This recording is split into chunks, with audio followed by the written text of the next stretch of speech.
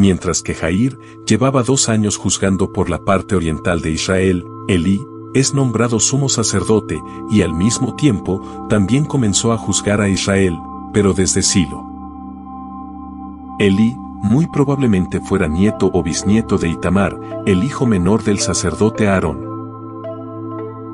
Sobre la infancia de este sacerdote se sabe poco o nada, y su vida tendrá cierta relevancia, es a partir de la llegada de Samuel a la casa de Dios en Silo, cuando fungía como sacerdote y juez de Israel. Nace en pleno periodo del dominio de Gedeón, cuando éste llevaba 10 años juzgando a Israel en el año 1249 a.C. Durante el periodo del juez Jair, Elí es instaurado como sacerdote del templo de Jehová en Silo, donde se había erigido el tabernáculo de reunión. Ya para este tiempo, Elí contaba con 58 años, y tenía 2 hijos, Ofni y Finees, quienes más adelante serían sus ayudantes como sacerdotes secundarios en los asuntos del templo. El sacerdote Elí era una persona con un gran metabolismo, y su tendencia era ser obeso. Es muy probable que 6 años más tarde, luego de haberse instaurado a Elí como sacerdote del templo de Jehová en Silo, naciera Isaí, en el año 1185 a.C., quien será el padre de David. Isaí, nieto de Ruth, nace de Obed, cuando éste tenía aproximadamente unos 110 años. Isaí, siguiendo la tradición de sus padres, sería un hombre temeroso de Dios, y a lo largo de sus casi 120 años de vida, se casará 2 veces, y tendrá hijos, de los cuales uno será rey de Israel, y muchos siglos más tarde retoñará de él al que llamarán el Mesías. La diferencia de edad entre el sacerdote Elí e Isaí era aproximadamente como de 66 años. Para el año 1171 a.C., luego de 20 años de la administración del sacerdote Elí y sus hijos, y habiendo fallecido el juez Jair, los hijos de Israel se pervierten siguiendo a dioses ajenos, y por tanto, Dios los entrega en manos de los filisteos y amonitas. Aunque estas 2 opresiones se dan de manera simultánea, hay que tener en cuenta que eran acciones totalmente separadas. Los amonitas atacaban las tribus de Israel que estaban del lado oriental del río Jordán, aunque muchas veces cruzaban el río para irrumpir en tierras de Judá, Benjamín y Efraín, que eran las que estaban más cerca de los vados. Por la otra parte, los filisteos dominaron las ciudades de Ecrón, Ascalón, Gat, Asdod y Gaza, que estaban en la zona costera al oeste de Israel.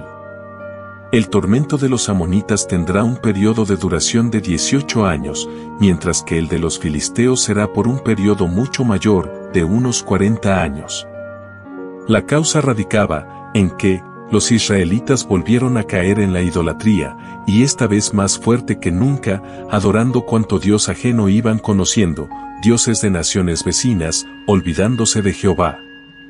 Como ya hemos observado a lo largo de esta época, los israelitas habían sido oprimidos por los de Mesopotamia, los cananeos y los moabitas, ayudados por los amonitas y los amalecitas, luego los madianitas.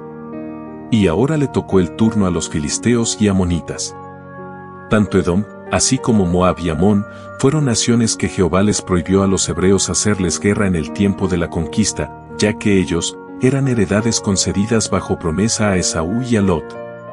Los israelitas obedecieron cabalmente esta orden directa de Dios, pero recordemos que esas 3 naciones hermanas no fueron tan cordiales con los de Israel, poniendo tropiezos en sus luchas.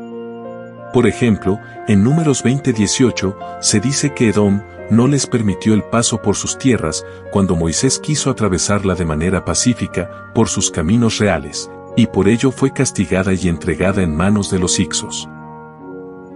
Moab quiso maldecir a Israel, contratando los servicios de un adivino, llamado Balaán, pero sus acciones fueron en vano. Luego, junto con los de Amón y los de Amalec, tomaron la ciudad de las palmeras, y por 18 años, los de Moab oprimieron a los de Israel.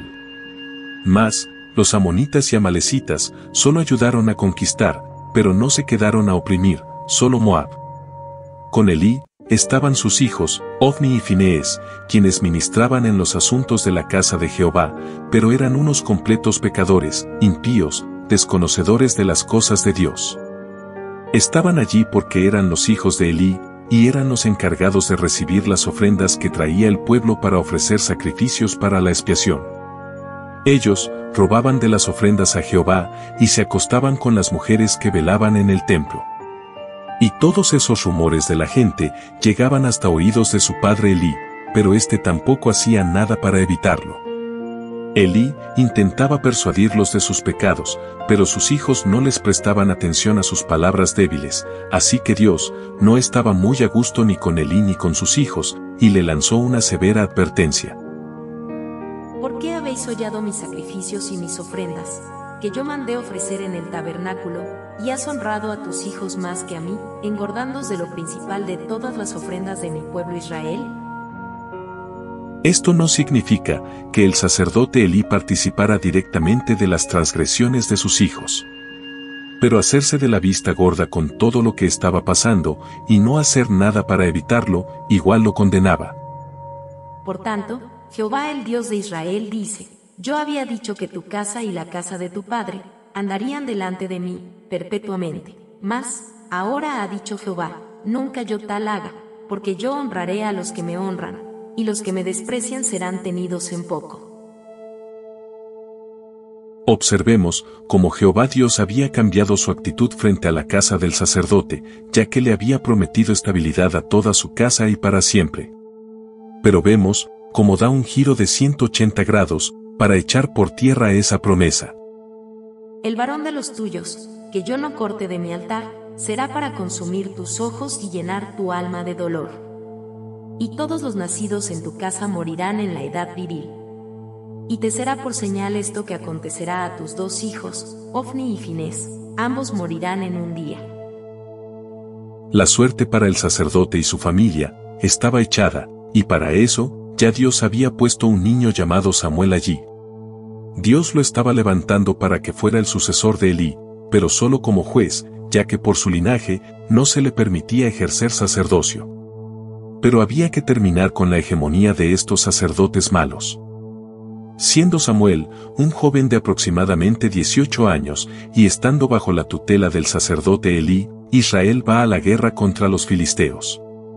Era ya Elí de 98 años, y el pueblo de Israel hacían 20 años estaba bajo el acecho de los filisteos. Para ese entonces, el juez Jefté, hacían 2 años, había librado de manos de los amonitas las tribus del lado oriental del Jordán. Ahora los del lado occidental querían librarse de los filisteos que aún se mantenían dominando esa parte de Israel, a pesar de que Sansón los estaba enfrentando. Ellos decidieron pelear, por tanto, se fueron y acamparon junto a un lugar llamado Ebenezer. Hicieron guerra, pero salieron huyendo, y murieron muchos hebreos. Luego de eso se reunieron para planear otra estrategia. En esa reunión, a alguien se le ocurrió la idea de llevar el arca de Dios hasta Ebenezer, donde nuevamente se haría guerra contra los filisteos. Según creían que de esta manera Dios entregaría a sus enemigos en sus manos y se librarían de una vez por todas de su opresión. Luego se llevaron el arca, y con ella, a los sacerdotes Ofni y Finés, ya que el arca no podía ser transportada ni vista por nadie, solo por los sacerdotes levitas, caso contrario, acarrearía la muerte. Elí, debido a su edad de 98 años, y en estado de obesidad, no se podía mover, y se quedó en el templo, esperando que hubiera buenas noticias de la lucha.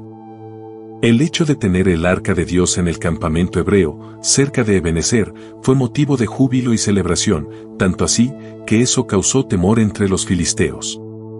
Ellos estaban al tanto de todas las cosas que Jehová había hecho con el pueblo de Israel a lo largo de cientos de años. Todas esas maravillas no eran ajenas a su conocimiento. Pero los filisteos se llenaron de valentía para enfrentarlos, y nuevamente fueron vencedores.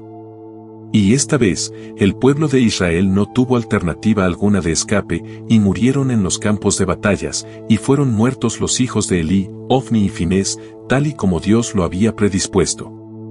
Y el arca de Dios fue secuestrada, y llevada hasta Asdod, ciudad en manos de los filisteos, donde tenían sus santuarios paganos. De esto se trataba la visión que dio Jehová a Samuel, cuando le llamó por primera vez. Pero esto no termina aquí. Luego, un benjamita que había escapado, logró llegar hasta Silo, a la casa de Dios, y dio la noticia a Elí, quien se había quedado muy nervioso, no tanto por sus hijos, sino más bien por la suerte del arca de Jehová. Y cuando el benjamita le dice que fueron muertos sus hijos en la batalla, no dijo nada, pero cuando le dice que el arca fue secuestrada, el sacerdote, de la impresión cayó hacia atrás de su silla y se desnucó. Jehová estaba cumpliendo con lo prometido, acerca de la familia de Elí, por sus pecados contra su templo y sus ofrendas. Y para completar, cuando la esposa de Finés, quien estaba embarazada, escuchó de la muerte de su marido, entró en labores de parto, y luego de dar a luz murió. Su hijo, quien sobrevivió, se llamó Icabod. Jehová estaba limpiando su casa, dejándole el camino libre a Samuel, y desde ese entonces, las puertas del tabernáculo de reunión permanecerían cerradas hasta nuevo aviso, ya que se había quedado sin sacerdotes. Samuel solo sustituiría a Elí, pero solo en calidad de juez, ya que no podía asumir el sacerdocio por no ser descendiente de Aarón. El profeta Samuel quedaría encargado de ofrecer solo los sacrificios en los lugares altos. Estos montes se establecieron en los sitios claves, siendo el sitio principal el lugar donde se encontrara el tabernáculo de reunión. De esta manera, Dios extermina a la familia de Elí de las labores sacerdotales, dejando bien claro la responsabilidad de la santidad de sus ministros.